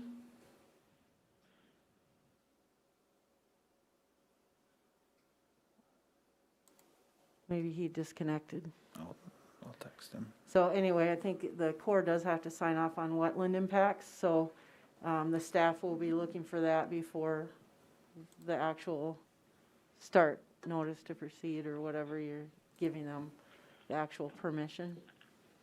Correct, yeah, we'll be issuing a grading permit for the work. Is this how we've decided to formally handle this? Right, and a floodplain permit is required for any activity in the floodplain, so there'll also be a floodplain permit, and they can't sign off on that until the Corps, or, that anyone, if DENR had an issue, DENR's already given you a permit. Yes. So, anyone else have any questions or comments? All right, I'll look for action. All those in favor signify by saying aye. Aye. Anyone opposed signify by saying nay. Motion carries. Okay, we're on to old business, and item A is renewal of a mining license. And I'm just put this on here for information only, just to let you know. Actually, I think it would be good to have approval of it. So I'm going to ask for a motion to authorize applying for the renewal of the mining license, and I'll tell you a little bit about it. Motion by Holeen and second by Albertson. Okay, Heath, if you could bring up the location of the mining permit. Yes, absolutely. We've got an updated figure here. For whatever reason, the DENR, when we get this annual renewal notice, the mapping's not quite accurate, and we've talked to them about that, and we're hoping to correct it here with this cycle of communication. But I'll pull up the map that is specific to the city property that this mining license pertains to. It's the Aljo ponds that we're talking about, and in 2015, we were considering removing fill from the area, which we know is good gravelly soil, and using it for our wellness center construction. So taking material from one location to another location is considered mining by the state definition. So we applied for a mining license and received it. We never did use it for that purpose or any purpose. We didn't do any mining there. And the permit is expiring. So renewing the permit will just give us that option in the future if we ever wanted to use that material. And there's no intention that we would do any of the mining type activities that are bothersome, like crushing and, you know, making noise and mess. So that would be the purpose of renewing it, just to give us flexibility in the future. Right now, there's no known use for it. Councilman Lallam? How long is this permit for? Is it 2050? Is that what it? Yeah, they said we could do it for 30 years if we want, so. Wow. Just, Okay. why not? We have to send a report every year. Councilman Villar? Just want to clarify, we own this property? Yes. Okay, would we ever possibly sell it? Unlikely. I mean, my question is, if we were to sell it, what happens to that permit? Does that carry over to the new property owner? I think it does, but I'm not positive about it. Do you know, Heath? I would assume there'd be some formal permit transfer, if that is applicable, where they would have to go through some transfer information and sharing of information to transfer the permit formally. Okay. Well, and right, because Stromseth held the mining license to the lakes of Willow Creek, and that was transferred to J&J, so. Okay. So there's a process that you would go through to transfer that, or potentially not transfer too, I suppose, if conditions dictated it when the time comes. Okay, thank you. Right. Any other questions or comments? All right, look for action. All those in favor signify by saying aye. Aye. Anyone opposed signify by saying nay. Motion carries. And then another item that I would like to bring up as old business, I think that the city engineer mentioned that our assistant city engineer, Justin Peterson, was going to take the exam for certification as a floodplain manager, and he passed. So he's now a certified floodplain manager. So way to go, Justin. He's online, so you can clap for him. Good job, Justin. And Mayor, he, if I could interject, Sure. he makes one of two now. We have two certified floodplain managers, the other one being Brandy Hanton, the urban planner. So Justin brings a second certified floodplain manager to our team, which is invaluable. So that's great for the community to have. I also happen to be a certified floodplain manager. Just throw that in there. Any other old business? Oh, Councilwoman Manti. Hey, excuse me, I'm still here. Again, congratulations to Justin, and I do like this new setup where I can see more of who is talking in the council chambers. I received a text message from Bonnie Glines today in regards to 21st Street Southwest. That's the gravel road or the unpaved road up by Evolution Power Sports, and we've talked about it a lot. And she just wanted to know where we were at with it and what, if any, actions were being taken. And I told her I would bring it up under old business.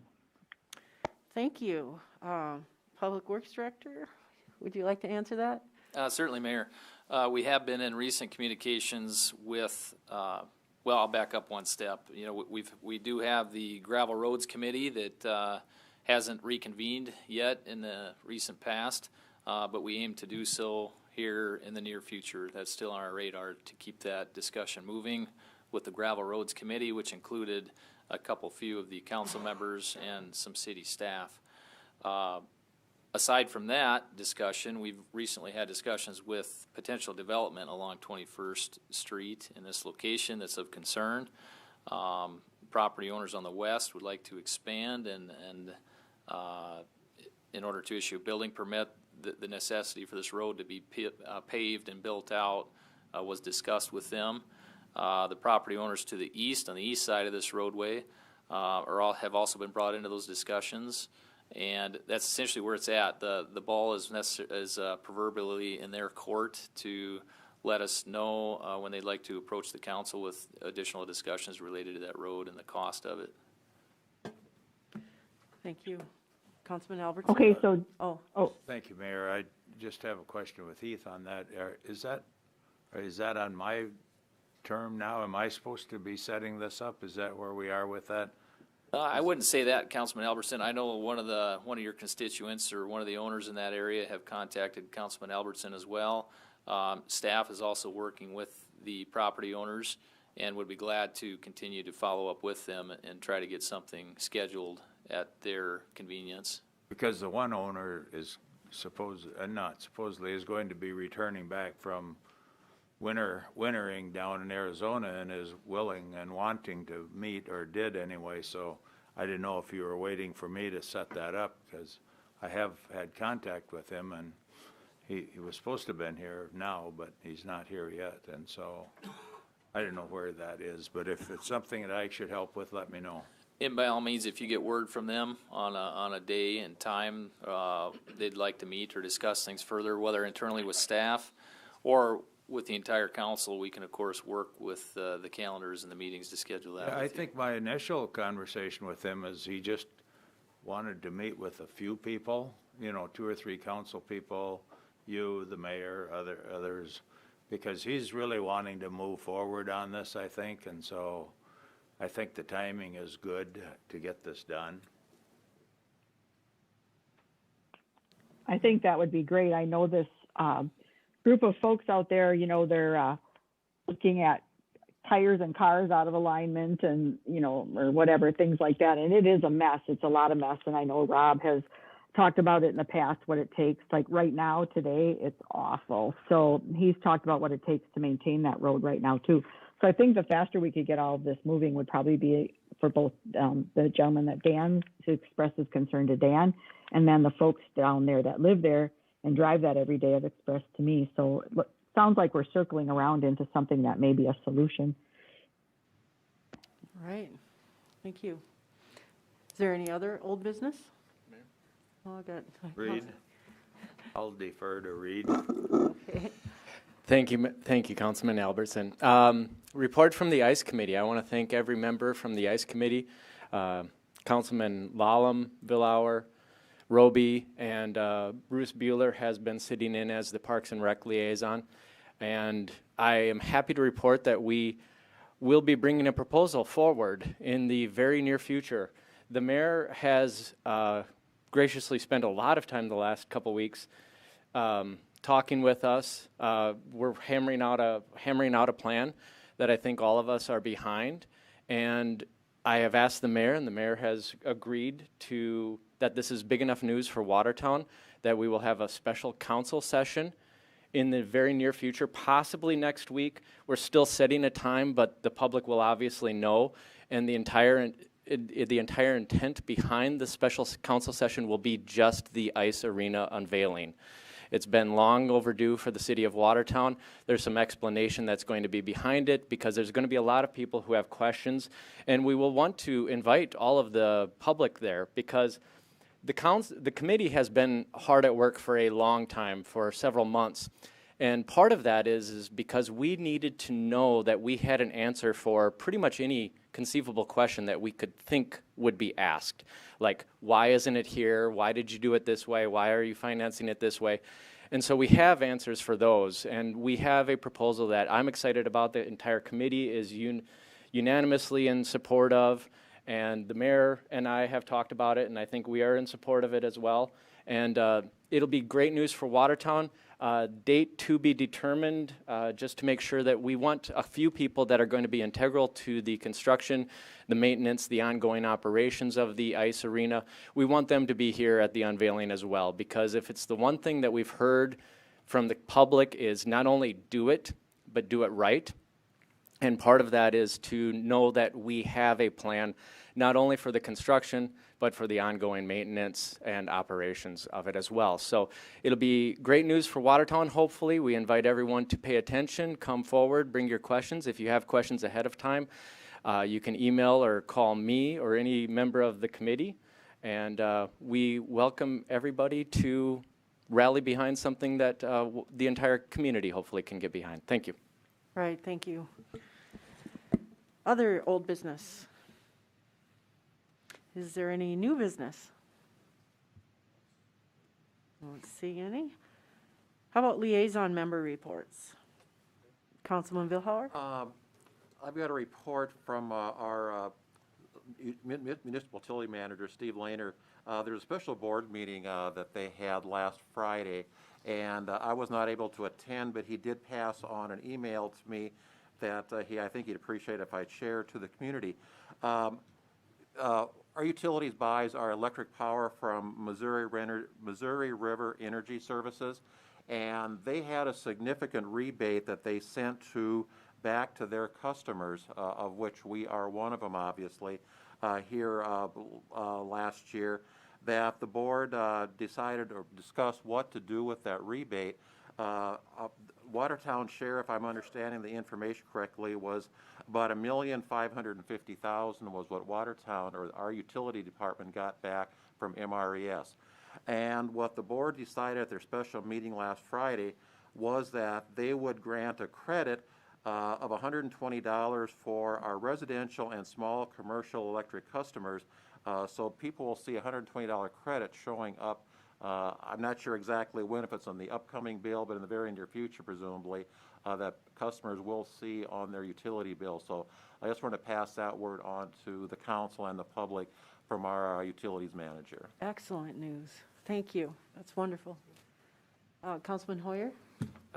Just want to put out that we received our invitations to set a time now for the downtown parking committee to meet up. So that is in the works right now to start trying to do a little bit of reform on how we label and pass along the information of where some of these public parking lots are.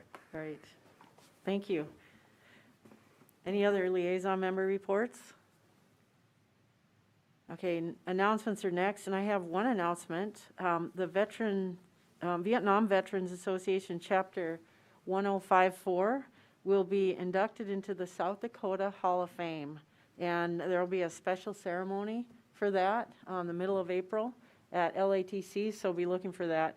I don't know if you're aware, but Watertown, South Dakota has one of the most active and wonderful Vietnam vet associations in the country, right here. And they're being inducted into the South Dakota Hall of Fame, so very proud about that. Are there other announcements? Oh, okay. Councilman Vilhar. I was going to say, people that are following the city manager process, today is a big day in that process. As I understand it, today was a deadline for candidates that were interested in applying. So on to the next step then as we start to winnow those down. So exciting day in that process. Yes, thank you. Councilman Lallam? It is that time of year that the potholes are starting to show up. I think the frost is coming out. There is a form on the city's website. Also get a hold of the street department so that they can try to stay ahead of those as much as possible. I know there's a few that have popped up in my area, which is not what you want to see, but unfortunately, fortunately means hopefully spring is on its way. And although snow twice in a week is not going to make that any better, but if you do see potholes, make sure you let the street department know and or go on the website so that they can at least fill them with gravel and try to mitigate some tire issues. Right, and don't feel like you're bugging us. If you don't want to use the website, you can just call. Yeah. And report them. And we don't know where they are unless someone tells us or unless we hit it. So prefer you to let us know and we'll get it fixed as soon as we can. Councilman Hoyer. I would just toss out too, while we're mentioning the potholes, if you notice, and Councilman White kind of tipped me off to this too, but you can actually also, in the same way, really same location on the website, you can report any street lights that their lights are out. I know that he's bumped into a bunch he's mentioned while out delivering his services. But yeah, if you want to get your street light replaced, like the light in it, you can report that the same way and then have proper lighting on your street. So Yeah, and I know Josh has been reporting a lot of those. I think it's on the municipal utilities website. Heath, did you have a question or an Yes. announcement? Mayor, and I probably should have done this under new business, but the item we removed tonight related to the airport grant funding, I was just going to give the council a heads up on that. That was vetted through the airport board last week. What it is another roughly $1 million of Coronavirus Response and Relief Supplemental Appropriations Act money that is coming to the airport. The reason we pulled that off tonight and why I wanted to mention it is that we will be bringing something forward here in the near future. We decided to redact it tonight and talk more in depth with the finance officer, the airport manager, myself, and the mayor. There's other options we could utilize this money towards. This was specifically written tonight to go only towards operations and maintenance, but there are some potential for some capital improvements we could also spend it on too, but it has to be through a different form if we were to go that route. Anyway, long story short, you will be seeing that back, and we do have that $1 million coming our way to the airport, so that's great news as well. Yeah, thank you. Any other announcements? Okay, well, we have no need to go into executive session pursuant to SDCL 1-25-2, and there being no further business, I hereby declare the meeting adjourned. Thank you.